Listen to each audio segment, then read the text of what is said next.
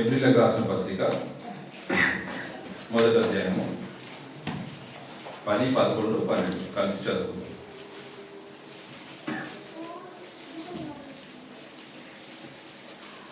April రాసిన పత్రిక మొదటి అధ్యాయము 10, 11, 12 వచనాలు కలిసి చదువుకుందాం. మరియు ప్రభువా, నీవు ఆదియందు భూమికి పునాది వేసితివి, ఆకాశమును కూడా నీ చేతి పనులే. అవి నశించును కానీ నీవు నిలిచేందుకు. అవన్నీ వస్త్రం వలె పాతగిలను, ఉత్తరీయం వలె వాటిని మర్చివేతువు. అవి వస్త్రం వలె మార్చబడును కానీ నీవు ఏకరీతిగానే ఉన్నావు, నీ సంవత్సరములు తరగవు. అలాగే 13వ అధ్యాయము 8వ వచనము కలిసి చదువుతాం. ఏప్రిల్ 13, 8 కలిసి చదువుతాం. యేసుక్రీస్తు నిన్న నేడు ఒకటే రీతిగా ఉన్నాడు, అవును యుగ యుగములకును ఒకటే రీతిగా ఉండును. ప్రభు సాయం నిత్యం ప్రార్థన చేసుకుందాం.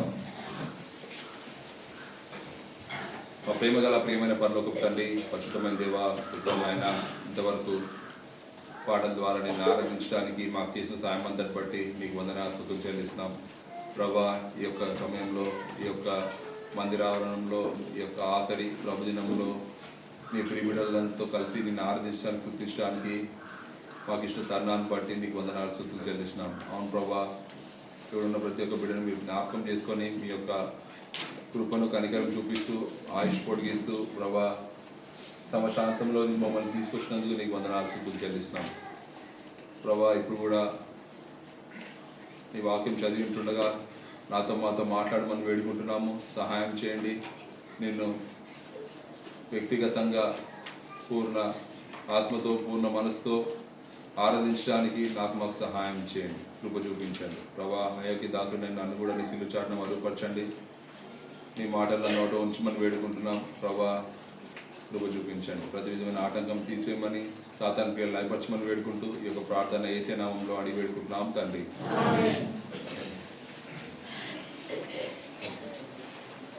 ఇంతవరకు దేవుడు మనకి పాటల ద్వారా దేవుని ఆరాధించడానికి సహాయం చేశాడు. మనం వ్యక్తిగతంగా ప్రభుని ఆరాధించే ముందు ఈ యొక్క లేఖన భాగాల నుంచి కొన్ని మాటలు ధ్యానించుకొని ఆరాధిస్తాం. ఇక్కడ చదివిన లేఖన భాగాల్లో ఏమున్నాయంటే, మనం రెండింటిలో ఒక మాట కామన్ గా ఉంది. అదేంటంటే 12వ వచనంలో చూస్తే, నీవు ఏకరీతిగానే ఉన్నావు, నీ సంవత్సరంలో తరగవు. అలాగే 13:8లో చూస్తే, యేసుక్రీస్తు నిన్న నేడు ఒకటే రీతిగా ఉన్నాడు, అవును యుగ యుగములకును ఒకటే రీతిగా ఉండును. మన దేవుడు మారని దేవుడుగా ఉన్నాడు. ఆయన ఒకే రీతిగా ఉండే దేవుడుగా ఉన్నాడు. ఆయన సంవత్సరంలో తరగవు. ఆయన యుగ యుగములు ఒకటే రీతిగా ఉన్నాడు, ఇక ముందు కూడా ఉంటాడు. ఇక్కడ 10వ వచనంలో చూస్తే, ఆకాశమును సృష్టించిన దేవుడు, భూమి పునాది వేసిన దేవుడు ఏం చెప్తున్నాడంటే, ఈ యొక్క భూమి ఆకాశంలో నశిస్తాయి, అంటే ఒకనాడు ఇవి నశించేవిగా ఉంటాయి. కానీ అవి నశించినా కానీ మన దేవుడు మారని దేవుడుగా ఉంటాడు. మనం ఎప్పుడైనా భూమి కానీ నశించడం కానీ విన్నామా? లేకపోతే ఆకాశంలో కానీ? అది ఎప్పుడో రేరుగా ఒక నక్షత్రం విరిగి పడిపోవడము ఎప్పుడో ఒకసారి చూస్తూనే ఉంటాం. కానీ పూర్తిగా భూమి ఆకాశంలో నశిస్తాయని దేవుడు చెప్తా ఉన్నాడు. మనకి తెలుసు కదా, ప్రభు రాకడ, రెండో రాకడ వచ్చినప్పుడు కూడా కొత్త భూమిని, కొత్త ఆకాశాన్ని ఆయన సృష్టించేవాడుగా ఉంటాడు. అయితే ఇవన్నీ జరుగుతాయి, కానీ సమస్తమును మారుతాయి. కానీ దేవుడు ఏం చెప్తున్నాడంటే, అవన్నీ నశిస్తాయి కానీ దేవుడు మారని దేవుడుగా ఉంటాడు. ఆయన భూమి పునాది వేసినప్పుడు ఏ విధంగా ఉన్నాడో, ఆదమావును సృష్టించినప్పుడు ఏ విధంగా ఉన్నాడో, యేసుక్రీస్తు ప్రభువు వారు ఈ లోకానికి వచ్చి మరణించి పాత పెట్టుబడి తిరిగి వేసినప్పుడు ఏ విధంగా ఉన్నాడో, ఇప్పుడు కూడా ఆ విధంగానే ఉన్నాడు. ఆయన మారని దేవుడు. ఇక ముందు కూడా ఆ విధంగానే ఉంటాడు. మన పరలోక రాజ్యానికి మనం తీసుకువెళ్ళినప్పుడు కూడా ఆయన మారని దేవుడుగా ఉంటాడు. ఆయన మారని దేవుడు. అయితే ఈ యొక్క మారని దేవుడు మనకు ఏమై ఉన్నాడని మనము కొన్ని సంగతులను ధ్యానిద్దాం. ఆయన మారని దేవుడుగా ఉన్నాడు. ఆయన మారని 3 గుణ లక్షణాలని మనము ఈరోజు ధ్యానించుకొని మనము ఆరాధనలోనికి ప్రవేశిద్దాం. ఆయన మారని దేవుడు. ఏమి మారవు, ఆయనలో ఏమి మారవు అని చూద్దాం. ఇర్మియా గ్రంథం 33వ అధ్యాయము 3వ వచనము,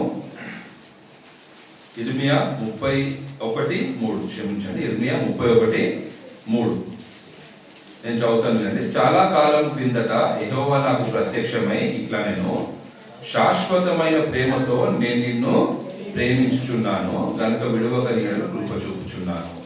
ఇక్కడ మొదటిగా మారని తన గుణలక్షణంలో నుండి ఒక గుణలక్షణాన్ని చూద్దాం. అదేంటంటే శాశ్వతమైన ప్రేమతో నేను నిన్ను ప్రేమించున్నానని దేవుడు చెప్తాను. ఆయన ప్రేమ శాశ్వత కాలం ఉండే ప్రేమ, ఎంతో ఉన్నతమైన ప్రేమ. ఇటువంటి ప్రేమతో ఆయన మనని ప్రేమిస్తున్నానని మనకి మరి ఒకసారి గుర్తు చేస్తా ఉన్నాడు. మనకి వాగ్దానం కూడా గుర్తు చేస్తా ఉన్నాడు. మనము లోకంలో చూస్తే ఎన్నో రకాల ప్రేమలు ఉంటాయి, కానీ ఈ యొక్క ప్రేమ, ప్రభు యొక్క ప్రేమ శాశ్వత కాలం ఉండే ప్రేమ, ఎంతో ఉన్నతమైన ప్రేమ. ఇటువంటి ప్రేమ దేవుడు మనకి ఇస్తా ఉన్నాడు. అయితే అసలు ప్రేమ మన లోకంలో చూస్తే ప్రేమలో అనేక రకాలు ఉంటాయి కదా. అన్నిటిలో ఉన్నతమైన ప్రేమ యోహాను సువార్త 3వ అధ్యాయము 35వ వచనము చదువుతాను. 3:30, యోహాను 3:35. ఇక్కడ ఒక ప్రేమ కనబడతా ఉంది. ఇది ఎవరికంటే తండ్రి అయిన దేవునికి కుమారుడైన యేసుక్రీస్తుకి మధ్యలో ఉన్న ప్రేమ. అది ఏంటి అంటే తండ్రి కుమారుని ప్రేమించుచున్నాడు కనుక ఆయన చేతికి సమస్తమును అప్పగించి ఉన్నాడు. తండ్రి అయిన దేవుడు కుమారుడైన యేసుక్రీస్తు ప్రభువు వారిని ప్రేమిస్తా ఉన్నాడు. ఎంతగా ప్రేమిస్తున్నాడంటే సమస్తమును, అంటే ఇందాక చదివాం కదా భూమి ఆకాశంలోని, అంతేకాదు సమస్తమును ఆయన చేతికి అప్పగిస్తూ ఉన్నాడు. ఆయన అప్పగించి ఉన్నాడు. ఇంత గొప్ప ప్రేమతో తండ్రి అయిన దేవుడు కుమారుడైన యేసుక్రీస్తు ప్రభువు వారిని ప్రేమిస్తున్నాడు. అయితే తండ్రి అయిన దేవుడు మనల్ని కూడా ఎంతగానో ప్రేమిస్తా ఉన్నాడు. మొదటి యోహాను 3వ అధ్యాయము,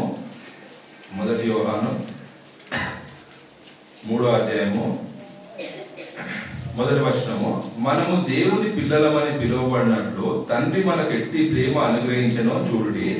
మనము దేవుని పిల్లలమే, ఈ హేతు చేత లోకం మనల్ని ఎరగదు, ఏలయనగా అది ఆయనను ఎరగలేదు. మనం దేవుని పిల్లలమని పిలువబడినట్లు తండ్రి మనకు ఎట్టి ప్రేమను అనుగ్రహించనో చూడండి. తండ్రి అయిన దేవుడు ఇందాక చూసాం కదా, యేసుక్రీస్తు వారిని ఎంతగానో ప్రేమించి సమస్తమును ఆయన చేతికి అప్పగించాడు. కానీ తండ్రి అయిన దేవుడు మనను కూడా ప్రేమిస్తున్నాడు. అయితే ఎట్టి ప్రేమను అనుగ్రహించనో చూడు. ఎట్టి ప్రేమను అనుగ్రహించాడు అంటే మరి ఒకసారి యోహాను 3లో చూస్తే మన పరిచయమైన మాట 3:16, దేవుడు లోకమును ఎంతో ప్రేమించాడు కాగా ఆయన తన అద్వితీయ కుమారునిగా పుట్టిన వాని యందు విశ్వాసముంచు ప్రతి వాడును నశింపక నిత్య జీవం పొందినట్లు ఆయనను అనుగ్రహించాడు.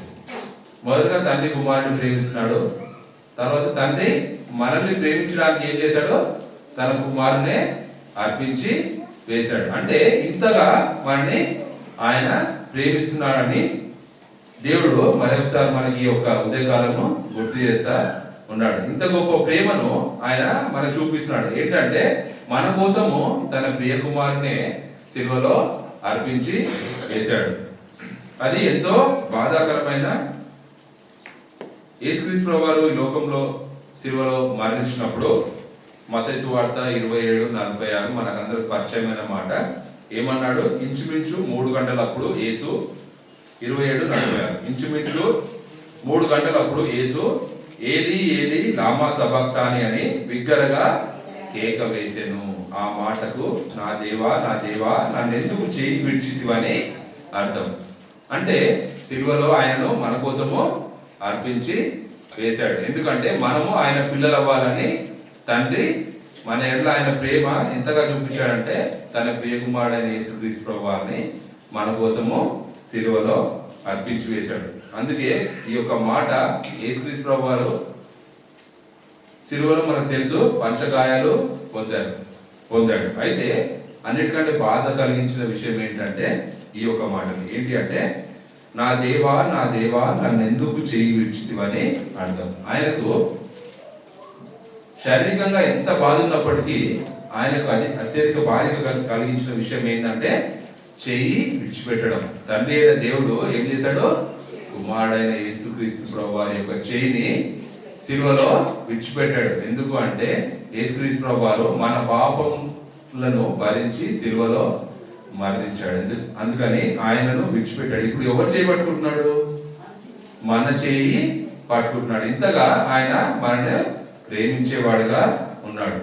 అత్యధికమైన ప్రేమ మన ఎడల చూపించేవాడుగా ఉన్నాడు. ఇటువంటి ప్రేమ మనం చూపిస్తున్నాడు.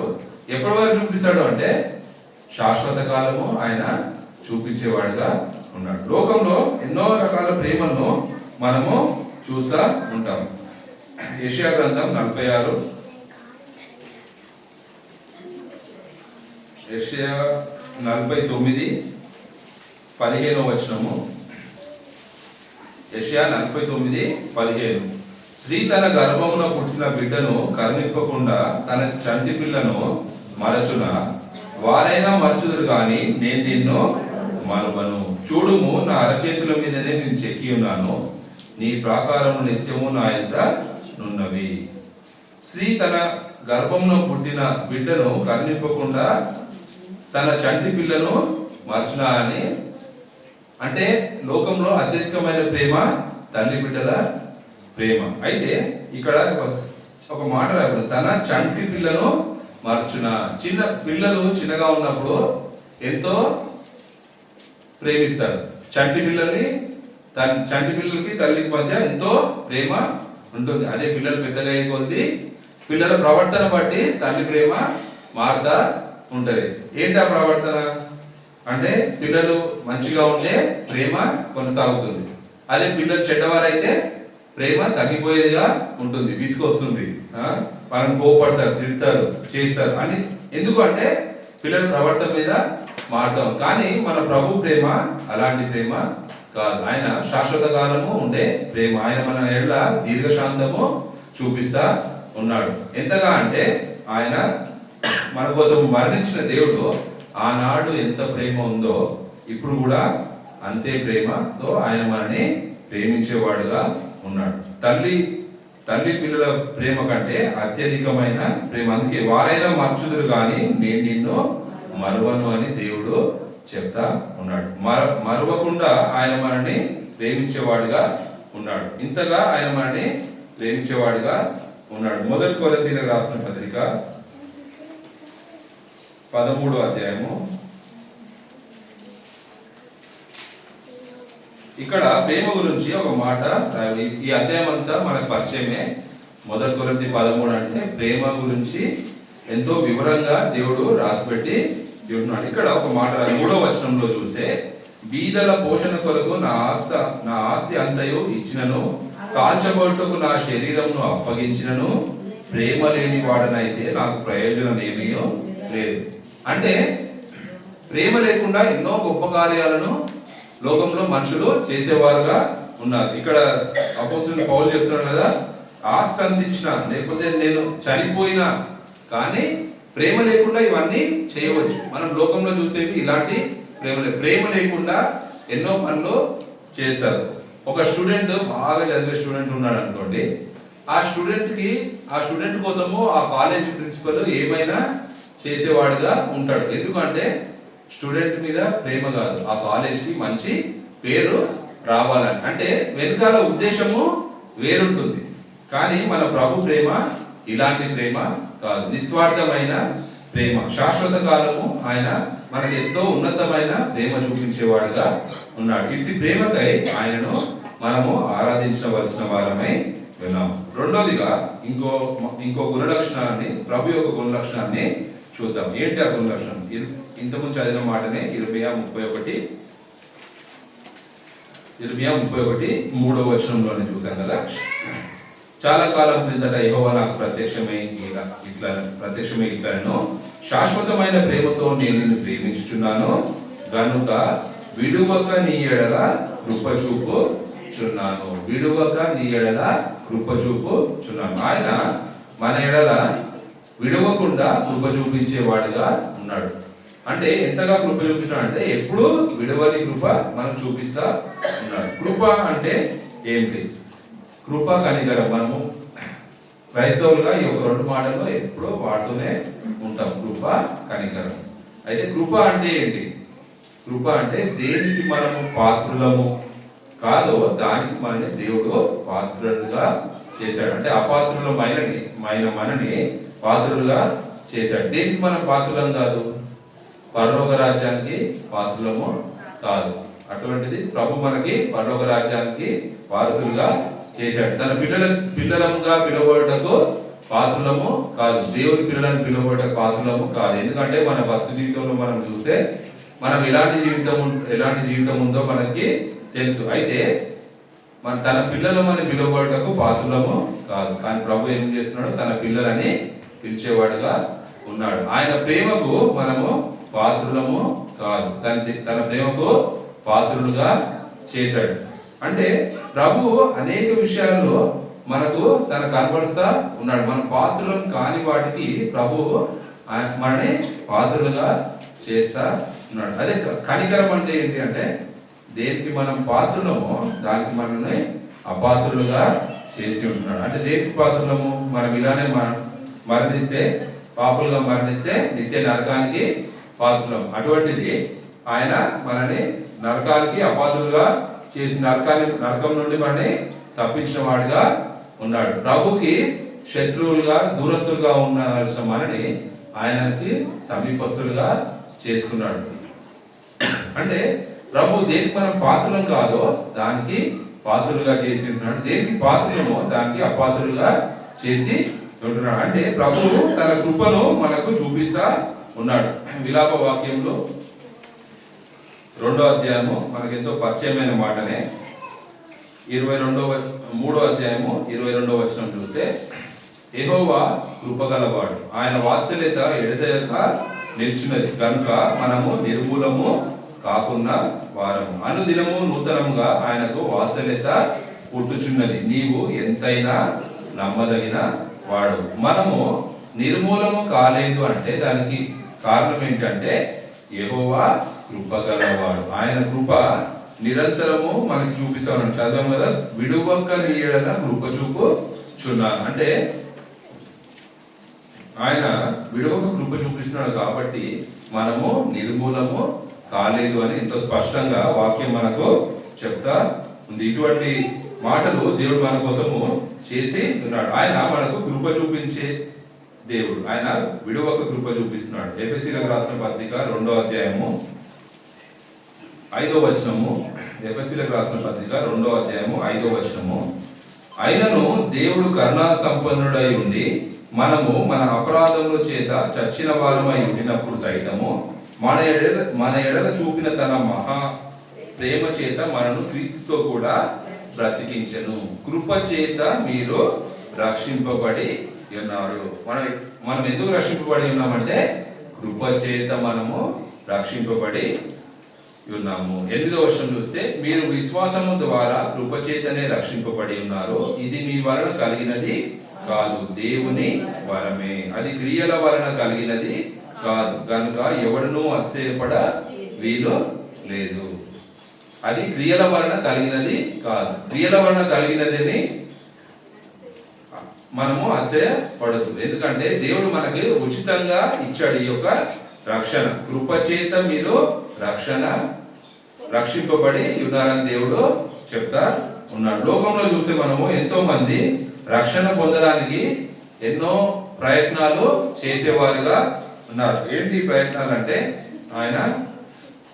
ఇప్పుడు మేము నిన్న వస్తా ఉంటే అందరూ ఏం చేస్తున్నారు? కాలినడకన నడుచుకొని వెళ్తున్నారు. లేకపోతే సైకిల్ మీద కేరళకి ప్రయాణమైన వారు కూడా ఉన్నారు. హైవేలో వెళ్తూ ఉన్నారు. ఎందుకు అంటే మోక్షాన్ని పొందడానికి వాళ్ళు ఏమనుకుంటారు? నేను కష్టపడితే నాకు మోక్షం లభిస్తుంది అని అనుకుంటారు. కానీ దేవుడు ఏం చెప్తున్నాడు? మీరు రక్షణ పొందాలి అంటే అది మీ వలన కలిగినది కాదు, కృప చేత మీరు రక్షింపబడి ఉన్నారు. మనం కృప చేతనే మనము రక్షింపబడి ఉన్నాం. మనం విశ్వాసము ద్వారా కృప చేతనే రక్షింపబడి ఉన్నాం. మన రక్షణ ఆయన దానంగా మనము చూడవచ్చు. ఆయన కృపగల దేవుడు కాబట్టి మనని రక్షించి ఉన్నాడు. రక్షణ గురించి వచ్చింది కాబట్టి ఒక మాట, రోమా పత్రిక 10వ అధ్యాయం 9వ వచనంలో చూస్తే ఎలా రక్షింపబడతామంట? ఏ ప్రయాసము లేదు. ఏమని రాయబడింది?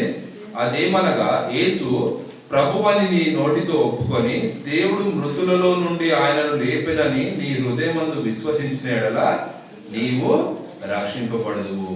స్పష్టంగా దేవుడు చెప్తాడు. ఏ విధంగా రక్షింపబడతామంట?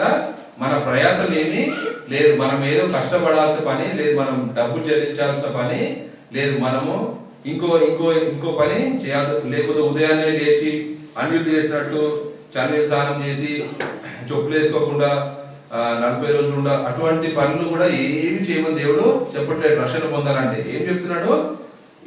అదేమనగా యేసు ప్రభువని నోటితో ఒప్పుకొని దేవుడు మృతుల్లో నుండి ఆయన లేపెనని నీ హృదయమందు విశ్వసించిన ఎడలా నీవు రక్షింపబడదు. అందుకని దేవుడు ఏమన్నాడు? కృప చేత మీరు రక్షింపబడి ఉన్నారు. మనం అనేక మంది ఇక్కడ కూర్చున్నాము, రక్షణ పొందిన వారంగా ఉంటున్నాం. ఇంకా ఎవరైనా రక్షణ పొందకపోతే ఎంతో సునాయాసంగా మనము రక్షణ పొందవచ్చు. ఎలా అంటే మరొకసారి చదువుతానండి.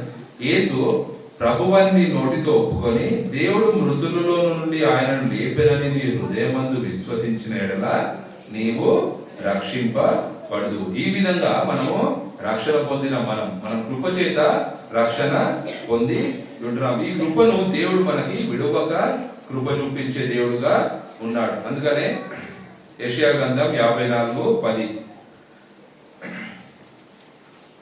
యెషయా 54:10, పర్వతములు తొలగిపోయినను మెట్టలు తత్తరినను నా కృప నిన్ను విడచిపోదు, సమాధాన విషయమైన నా నిబంధన తొలగిపోదు. ఎప్పటి వరకు ఉంటుందంటే ఈ కృప అంటే పర్వతములు తొలగిపోయినా మెట్టలు తత్తరిన. ఒకవేళ పర్వతములు తొలగినా కానీ మనం ఎప్పుడు మానవ చరిత్రలో ఎప్పుడు మనము వినలేదు, పర్వతములు తొలగినట్టు ఎప్పుడు వినలేదు.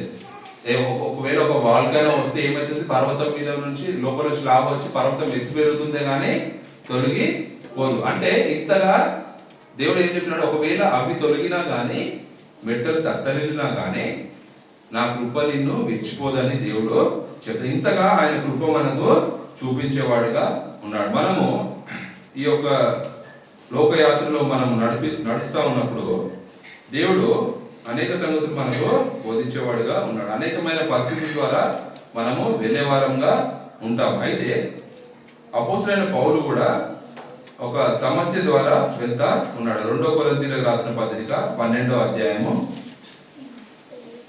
2 కొరింథీ 12:9, అందుకు నా కృప నీకు చాలును, భక్తి బలహీనత యందు నా శక్తి పరిపూర్ణమవుతున్నదని ఆయన నాతో చెప్పారు. ఎప్పుడు చెప్పాడంటే పైన 7వ వచనంలో, నాకు కలిగిన ప్రత్యక్షతలు బహు విశేషంగా ఉన్నందున నేను అత్యధికంగా హెచ్చిపోకుండా నిమిత్తము నా శరీరంలో ఒక ముళ్ళు, నేను అత్యధికంగా హెచ్చిపోకుండా నిమిత్తము నన్ను నలుగొట్టుకై సాతాను యొక్క దూతగా ఉంచబడను, అది నా యుద్ధ నుండి తొలగిపోవాలని దాని విషయమై ముమ్మారు ప్రభువును వేడుకొంటిని, అందుకు నా కృప నీకు చాలును అని ప్రభు సెలవిస్తాడు. అంటే ఈయన జీవితంలో ఒక ముళ్ళు ఉంది. అంటే ముళ్ళు అంటే బైబిల్ పండితులు ఏం చెప్తారంటే తనకు అనారోగ్యం ఏదో ఉంది తన జీవితంలో అని.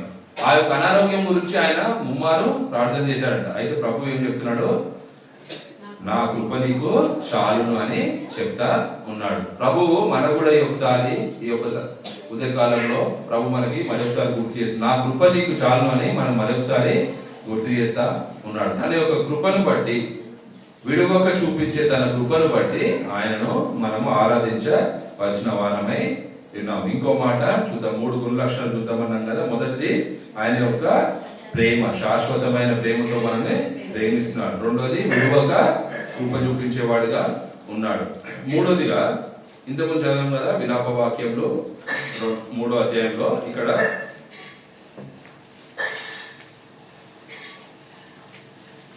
3వ అధ్యాయము 23లో చూస్తే, అనుదినము నూతనంగా ఆయనకు వాత్సల్యత పుట్టుచున్నది, నీవు ఎంతైనా నమ్మదగిన వాడవు. ఆయన ఎంతైనా నమ్మదగిన వాడుగా ఉన్నాడు. ఆయన నమ్మదగిన దేవుడు. ఈ యొక్క నమ్మదగిన దేవుడు మనకి ఏమి చేసి ఉంటున్నాడు? మనకి పరిచయమైన మాట 1 యోహాను 1వ అధ్యాయము 9వ వచనం చూస్తే, ఇంతకు చదివాము కదా. ఏం చదివాము? రోమా 9:10 ప్రభు అని మన నోటితో ఒప్పుకొని హృదయమందు విశ్వసించిన యెడల మనము రక్షణ పొందాం అన్నాం కదా. దాని తర్వాత ఏం జరుగుతుందంటే, మన పాపమును మనం ఒప్పుకునే ఎడల ఆయన నమ్మదగిన వాడును నీతిమంతుడును కనుక ఆయన మన పాపమును క్షమించి సమస్త దుర్నీతి నుండి మనను పవిత్రులుగా చేయును. ఇక్కడ ఎంతైనా నమ్మదగిన దేవుడు, మనం ఎప్పుడైతే మన పాపమును మనం ఒప్పుకుంటామో ఆయన నమ్మదగిన వాడు నీతిమంతుడు గనుక మన పాపమును క్షమించి సమస్త దుర్నీతి నుండి మనను పవిత్రులుగా చేయను. ఆయన నమ్మదగిన వాడు కనుక మన పాపాలను క్షమించాడు. ఎంతైనా నమ్మదగిన దేవుడు మన పాపము క్షమించి సమస్త దుర్నీతి నుండి మనను పవిత్రులుగా చేసేవాడుగా ఉన్నాడు. మనం పవిత్రులమయ్యామంటే, మన పాపాలు క్షమింపబడ్డాయంటే ఆయన నమ్మదగిన వాడు కనుక మనను క్షమించి ఉన్నాడు. 1 కొరింథీయులకు రాసిన పత్రిక క్షమించి ఏమి చేశాడంటే, 1 కొరింథీ 1:9 మన ప్రభువైన యేసుక్రీస్తు అని తన కుమారుని సహవాసమును మిమ్మును పిలిచిన దేవుడు నమ్మదగిన వాడు. మన పాపం క్షమించి ఎక్కడ తీసుకొచ్చాడు? ఇప్పుడు యేసుక్రీస్తు యొక్క సహవాసంలోనికి, యేసుక్రీస్తుతో సహవాసం చేయడానికి మనని పిలిచిన దేవుడు. ఎలాంటి దేవుడు? నమ్మదగిన దేవుడు. మరొకసారి చదువుతాను వినండి. మన ప్రభువైన యేసుక్రీస్తు అను తన కుమారుని సహవాసమునకు మిమ్మును పిలిచిన దేవుడు నమ్మదగిన వాడు. మన పాపాలు క్షమించి తన సహవాసమునకు మనని పిలుచుకొని ఉన్నాడు. ఆయన ఎంతైనా నమ్మదగిన దేవుడు. ఇంతగా మనము నమ్మగలమంటే ఎవరినైనా అంటే కేవలం ఆయననే నమ్మగలం. 2 తిమోతిలకు రాసిన పత్రిక 2వ అధ్యాయము 13 2 తిమోతి 2:13 మనము నమ్మదగని వారమైనను ఆయన నమ్మదగిన వాడిగా ఉండును. ఆయన తన స్వభావమునకు విరోధంగా ఏదియో చేయలేడు. మనం ఎలాంటి వారం అంట? నమ్మదగని వారం. మనము నమ్మదగని వారమైనను ఆయన నమ్మదగిన వాడిగా ఉండును. ఆయన తన స్వభావమునకు విరోధంగా ఏదియో చేయలేడు. మనము అనేక సార్లు మనం ఎలా ఉంటామంటే, ఒకసారి మనం మాటిస్తే ఎన్నోసార్లు తప్పిపోయినట్టుగా ఉంటాం.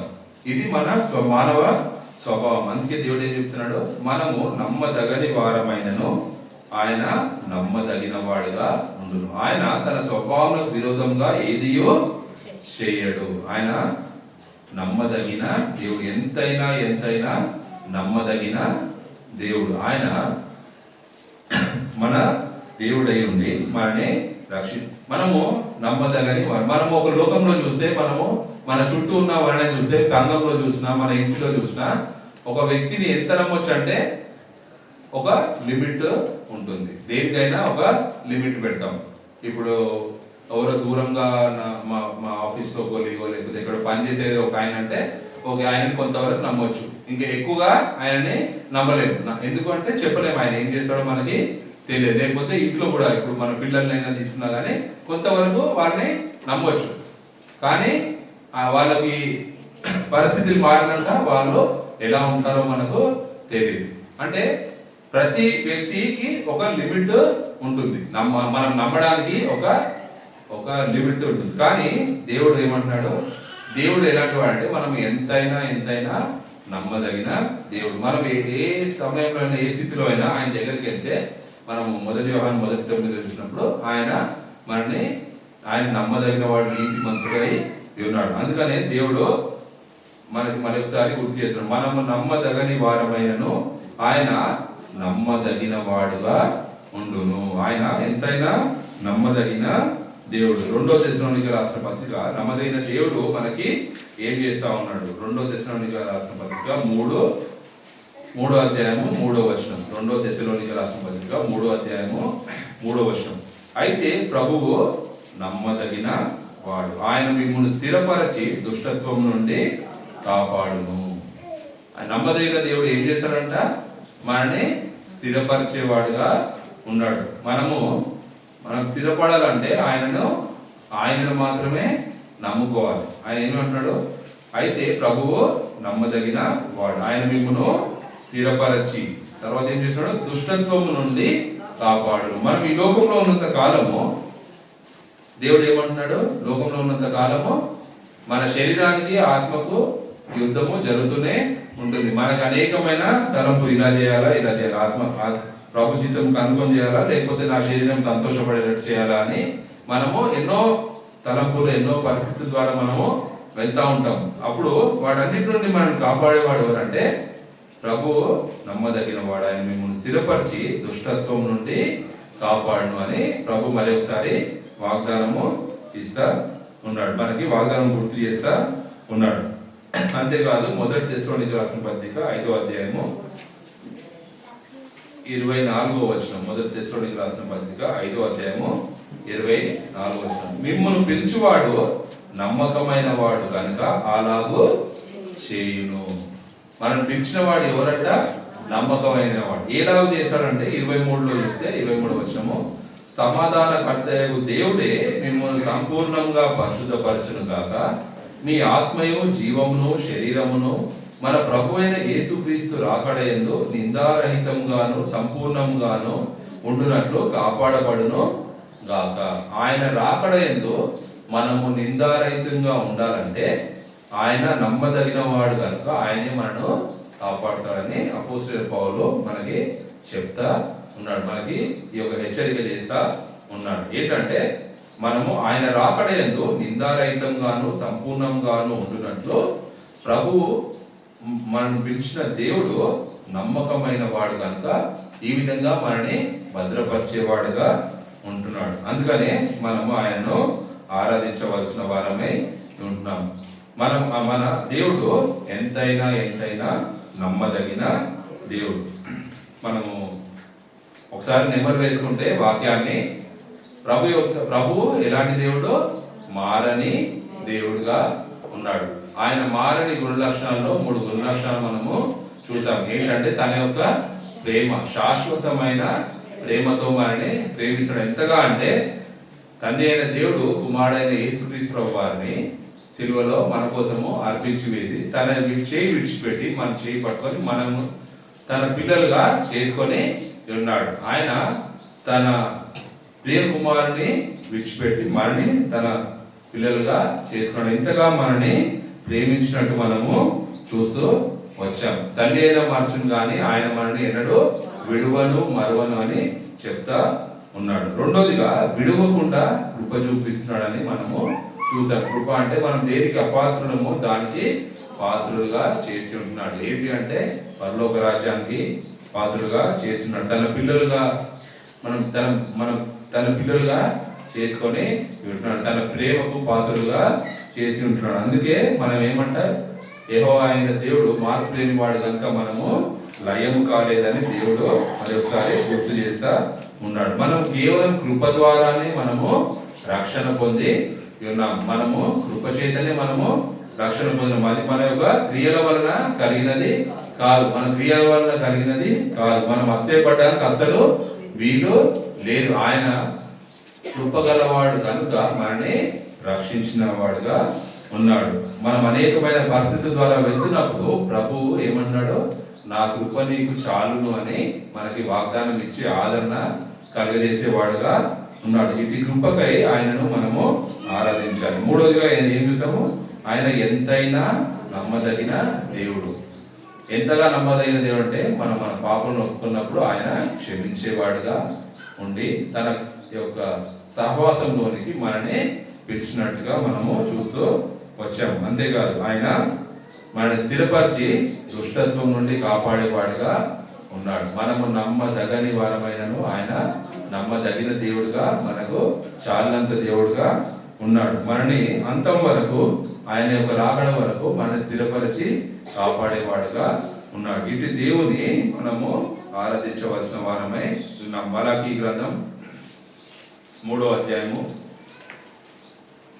6వ వచనము. మలాకీ గ్రంథం 3వ అధ్యాయము 6వ వచనము. ప్రభు మరొకసారి, యెహోవానైన నేను మార్పు లేని వాడను కనుక యాకోబు సంతతి వారైన మీరు లయము కాలేదు అని ప్రభు మనకి చెప్తా ఉన్నాడు. ఆయన మార్పు లేని దేవుడు కనుక మనము లయము కాలేని వారంగా ఉన్నాం.